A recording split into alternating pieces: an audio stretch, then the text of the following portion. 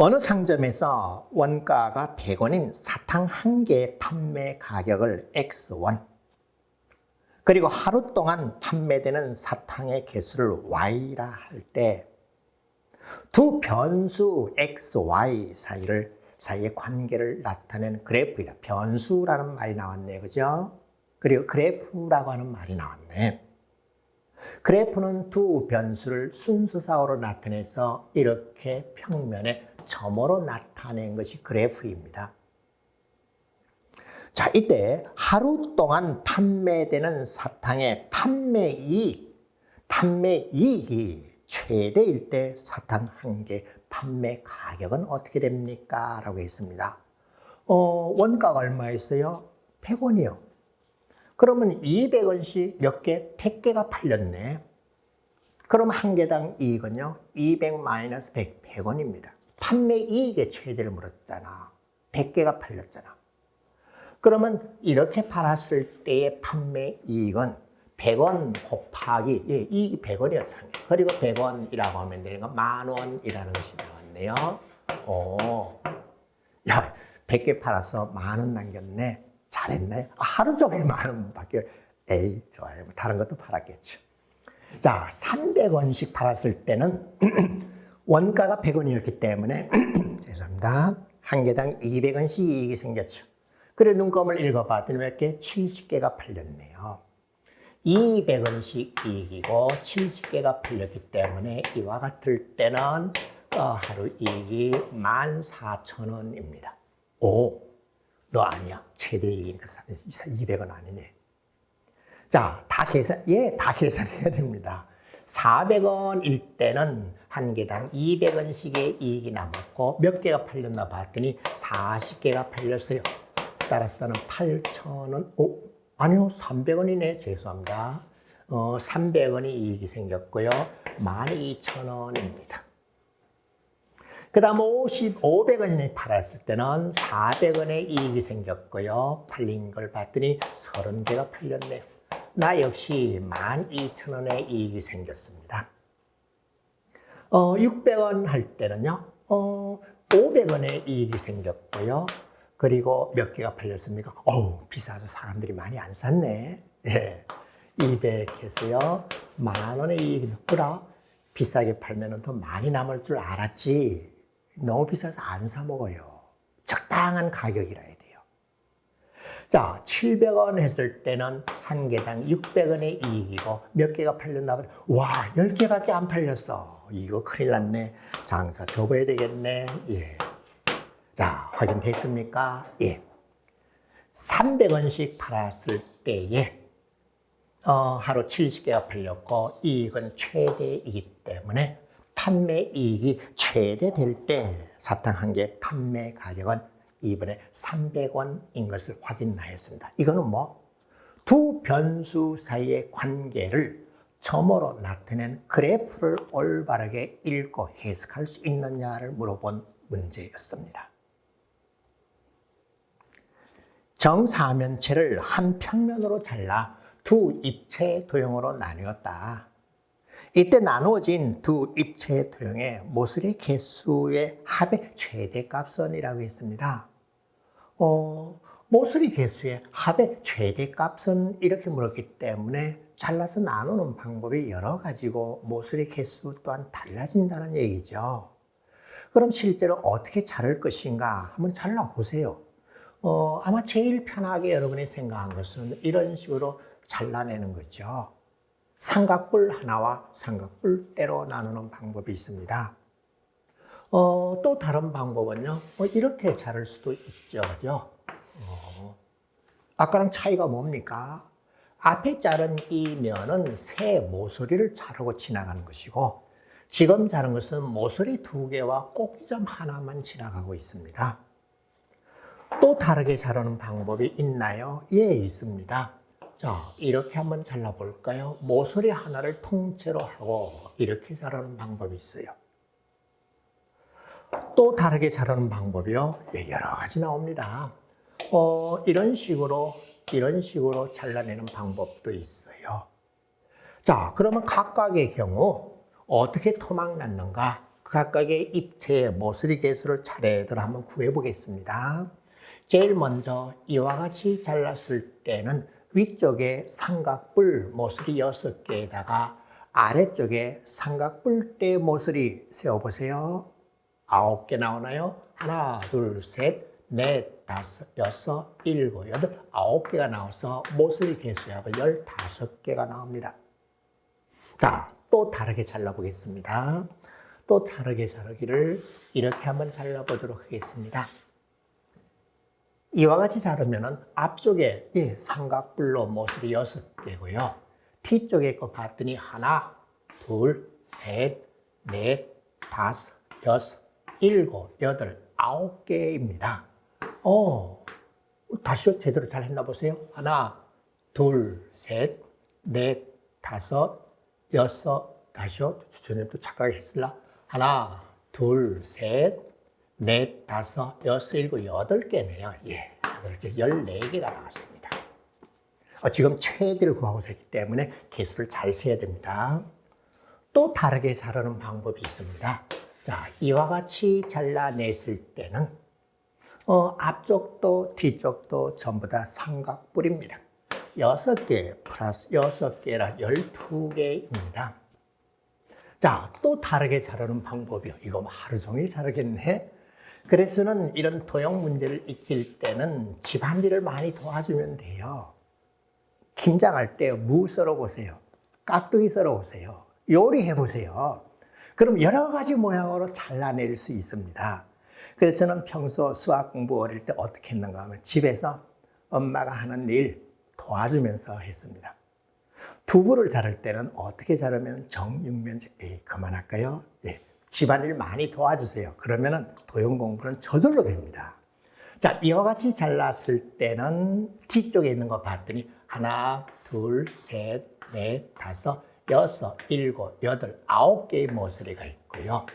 앞쪽에 것도 마찬가지로 9개의 모서리가 있어서 18개가 나옵니다. 또 자를 수 있나요? 자, 체계적으로 잘 했나 보세요. 자르는 평면이 정사면체의 꼭지점을 관통하고 지나갔는가, 모서리를 지나갔는가, 몇 개의 면을 지나갔는가, 거기에 따라서 제가 구분한 겁니다. 그랬더니 최대값은 18, 18개라고 하는 것이 얻어졌습니다. 공간 도형에 대한 지각 능력을 물어본 것입니다. 뭘 하면 된다 그랬죠? 집안일을 많이 도와주면 됩니다. 좌표 평면 위에 좌표 평면이 나왔습니다. 그럼 이런 말이 나오면 좌표 평면을 그려서 점을 찍으면 됩니다. 이때 4점 A, B, C, D가 있습니다. 어라, D점은 A0라고 해서 알려지질 않았네. 근데 삼각형 ABC의 넓이와 삼각형 ADC의 넓이가 같았대. 그러면 도대체 A가 뭐냐? ABC는 세 꼭지점이 알려져 있기 때문에 넓이를 구할 수 있고 삼각형도 바로 작도가 가능하죠. 자, 넓이가 같아졌을 때 A의 값에 곱을 S라고 했다. 구 S 값은 그러면 여러 개 있다는 얘기네요. 자, 좌표 평면에서라고 하면 제가 뭐라 그랬죠? 좌표 평면을 먼저 그리라고 했습니다. 자, 좌표 평면 그릴 때 함부로 쭉쭉 그리지 말고요. 되도록이면은 모는 눈금 있는 종이에다가 정확하게 그리는 연습을 해야 됩니다. 우리 아들이 중1 때, 우리 아들도 중1 시절이 있었습니다. 그때 좌표 평면, 비례관계 배울 때 찔찔 울면서 아빠 이거 도와줘. 모는 종이 사와. 자 사와. 콤파스 사와. 그려. 하루 종일 눈금 그리게만 시켰어요. 자, 이제 점 찍어. 아빠 됐어. 그러면서 찔찔 울던 놈이 웃으면서 갔습니다. 여러분도 그렇게 하세요. 자, 좌표 평면 그렸어요. A점을 한번 찾아볼까요? 하나, 둘, 셋, 넷, 다섯. 너무 많이 갔나요? 다시 볼게요. 하나, 둘, 셋, 넷, 다섯. X좌표 5, Y좌표 1, 2, 3. 예, A점은 5, 3이라고 정확하게 표시해야 됩니다. 중학생이 해야 되는 것은 정확하게 표시하는 일이에요. 이제 고등학교, 대학에 가서는요, 아무렇게 그래도 컴퓨터로 다 해줍니다. A점의 좌표 표시하였고요.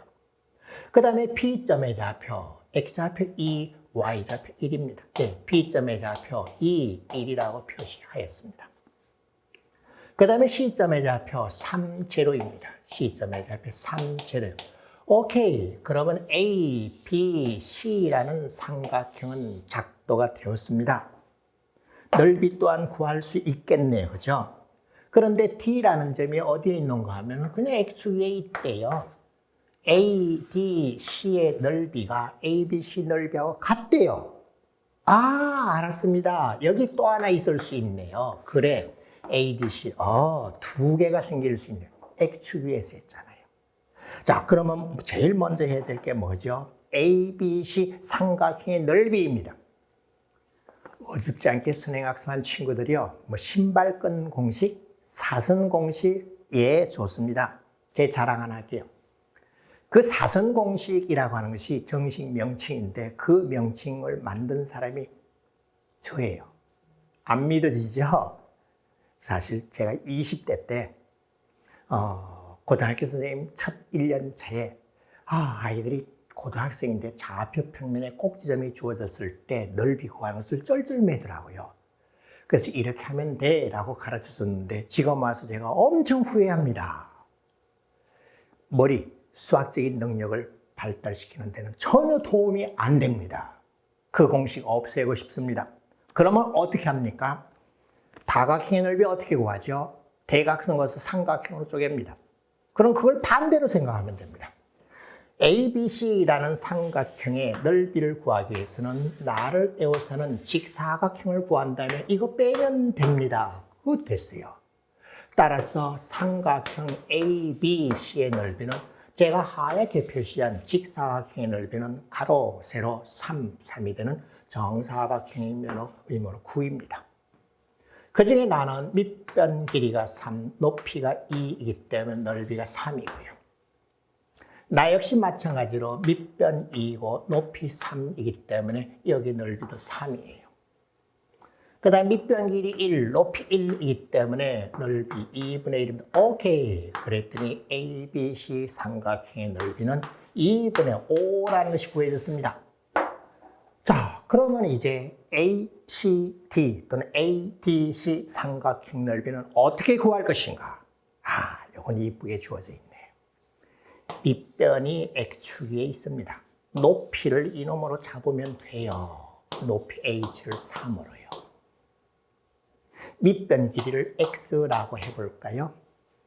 그럼 내가 어떻게 되도록 2분의 1 높이 3 곱하기 밑변 길이 X는 3X 이와 같이 되도록 하면 되죠.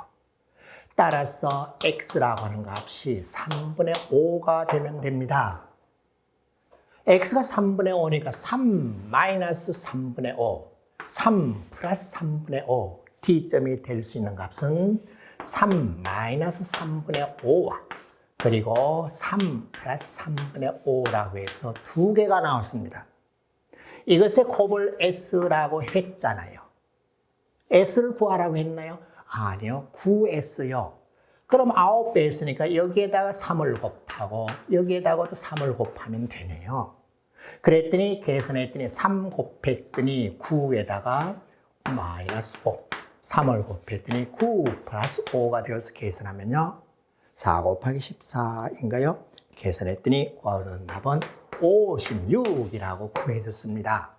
제가 좀 천천히 했죠, 그죠? 자, 다시 보면은 좌표 평면이라고 했기 때문에 좌표 평면을 보는 눈금에 정확하게 그리는 것을 가장 우선적으로 하라. 점의 좌표를 정확히 가져다 표시하라. ABC 삼각형의 넓이를 구하기 위해서 어떤 식으로 제가 하였습니까? 아까 사선 공식 가르쳐달라고요? 아니요, 도움이 안 됩니다. 잊어버리십시오. ABC 삼각형을 포함하는 직사각형을 만들어서 세 휘팅에 있는 삼각형 넓이를 빼서 계산하면 됩니다. 그 다음에 ADC라는 삼각형 넓이를 구하기 위해서는 밑변 길이를 CD, 높이를 A점의 Y좌표로 하면 됩니다. 그랬더니 밑변 길이 x가 될 수 있는 값이 얼마가 나왔는가 하면 3분의 5요. 그래 9s를 구하라고 했더니 이와 같이 4 곱하기 14라고 해서 56이라고 하는 답이 얻어졌습니다. 그림의 사각형 ABCD에서 변 BC와 AD는 평행하다. 예, 핵심 내용이 평행하다입니다. 평행하다, 평행선에 대해서는 여러분이 생각나는 것이 딱 있죠. 평행선, A, 동의각, 또 A, 얻각. 평행선 하면 제일 먼저 생각할 것이 동의각 그리고 얻각. 물론 평행사변형도 중요하지만 평행선을 제일 먼저 배울 때 동의각, 얻각 이런 걸 먼저 배웁니다. 자, 그리고 BC의 뭐가 평행하다고요? AD와 BC는 평행하다고 하였습니다. 그 다음에 BC 길이는 AD 길이의 4배라고 하였어요. 오, 그래? 그리고 B에서 AC를 바라본 각의 크기는 60도라고 하였습니다. C에서 AB를 바라본 각의 크기는 40도라고 했어요. 삼각형 ABC의 두 내각을 얘기했네요. 그죠? 저는 보자마자 ABC, AC, B, ABC 길이네. 나 ABC라는 삼각형을 제일 먼저 생각했습니다. ABC 삼각형에서 두 밑각을 얘기를 했네. 그러면 삼각형의 세 내각의 합은 몇 도? 180도잖아요. 그러면 이 각의 크기는 80도라는 사실을 이미 알았죠. 항상 문제를 보면서 이렇게 문제를 분석을 해야 됩니다. 순식간에 이게 머릿속에 지나가야 돼요. 자, 그 다음은요. 내가 나하고 평행한데 여기 E하고 이런 점들은 어떻게 했는가 하면 4등분 했어요. 옳지. 길이 같은 애, 길이 같은 애, 길이 같은 애, 같은 애, 같은 애. 평행선, 마주보는 길이가 같아요. 평행사변형이잖아요. 또는 말은 뭐라고 해도 됩니다. 평행선이면 제가 뭐라고 그랬어요? 얻각, 예, 써드릴게요. 얻각. 그리고 동위각이라고 했잖아요. 그리고 평행사변형, 평행선이 나오면은 이 세 가지를 순식간에 0.001초 만에 머릿속에서 쫙 지나가야 됩니다. 그러면 보세요. 뭘 구하라 그랬지? 이 각이요. 이 각이요. 아래 꼭지점 EFGC에서 AT를 바라본 4개의 각의 합을 물어봤습니다. 이미 눈치챘죠? 억각, 동의각, 평행사변형. 억각, 동의각, 평행사. 그렇지요. 내가 평행합니다. 그러면 이렇게 선을 걷어요. 이렇게 선을 걷어요. 평행사변형일 수밖에 없죠? 평행하죠. 그러면 나의 억각, 억각, 같습니다. 같습니다. 같습니다. 같아요. 끝 됐죠. 따라서 하나, 둘, 셋, 4개의 합. 하나, 둘, 셋, 4개의 합. 답은 몇 도? 80도라는 것이 바로 얻어졌습니다. 이렇게 도형-기하 문제는 말뜻만 알면은 이렇게 쉽게 해결이 되고 계산이 거의 없습니다. 자, 다 같이 큰 소리로 뭐라고? 얻각.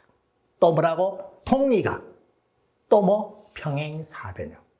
평행이라는 말이 나오면은 이 세 가지가 순식간에 머릿속에서 쫙 지나가야 됩니다. 반비례 관계 y equal x분의 a. 이것의 그래프가 점 2분의 15를 지날 때 그래프 위에 점 중에서 x좌표, y좌표가 모두 정수인 점의 개수는 이라고 했습니다.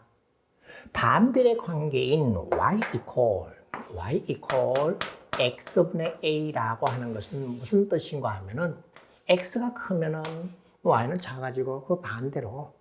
그런데 저는 반비례 관계를 이렇게 나타내기를 원치 않습니다. 이거는 소위 고등학교에서 배우는 분수함수, 유리함수의 개념이기 때문에 저는 곱해서 x, y, 곱이 a로 일정하다. 이것을 강조합니다. 반비례 관계는 곱이 일정한 두 변수 사이의 관계를 말합니다. 반비례 관계가 뭐예요? 곱이 일정한 두 변수 사이의 관계예요. 자, 그럼 보세요.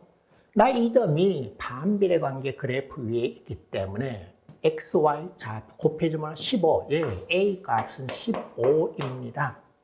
그럼 이 위에 있는 점 x, y를 잡게 되면요. x, y, 곱이, 즉 이 넓이가 15로 일정한 것을 찾아내라는 거예요. 내가 x, y, 곱이에요. 그렇기 때문에 뭘 구하라고? 정수 x, y예요. 그럼 x와 y는 곱이 15이기 때문에 x와 y는 15의 약수입니다. 음수도 있기 때문에 마이너스도 생각해야 되죠. 그래서 음수를 생각하지 않고 4개라고만 답한 친구, 뭘 반성해야 되는지 알았죠? 정수라고 했기 때문에 정수는 0도 있고 음의 정수도 있고 양의 정수도 있습니다. 따라서 x가 될 수 있는가? 플러스 마이너스 1, 플러스 마이너스 3, 플러스 마이너스 5, 플러스 마이너스 15. 그에 따라서 y는 플러스 마이너스 15, 플러스 마이너스 5, 플러스 마이너스 3, 플러스 마이너스 1이라고 하면 되니까 하나, 둘, 둘, 둘, 둘, 둘, 둘, 둘. 모두 몇 개요? 예, 8개라고 하나씩 구해졌죠. 자, 반비례 관계는 뭐요?